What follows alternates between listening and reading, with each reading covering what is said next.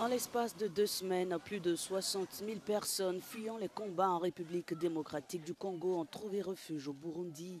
Parmi elles, de nombreuses étaient déjà des déplacés internes et sont maintenant forcées de se protéger de l'autre côté de la frontière. Nous avons fui les combats. Il y a eu des coups de feu et certaines personnes ont été tuées. Mais certains d'entre nous ont réussi à s'échapper. Nous avons fui et sommes venus ici, à Kaburantois.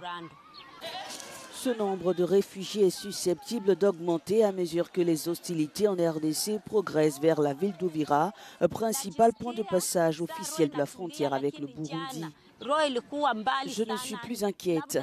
Hier, j'avais très peur d'être prise entre les tirs ou même d'être attaquée ici, où beaucoup d'entre nous ont trouvé refuge. Nous étions inquiets, mais Dieu nous a aidés et maintenant nous allons être transportés d'ici vers un endroit plus sûr. Le gouvernement burundais a accordé le statut de réfugié prima facie aux personnes fuyant le conflit en RDC. Ils bénéficient du même statut et jouissent des mêmes droits que les autres réfugiés reconnus dans le cadre d'autres procédures. Une satisfaction pour le HCR.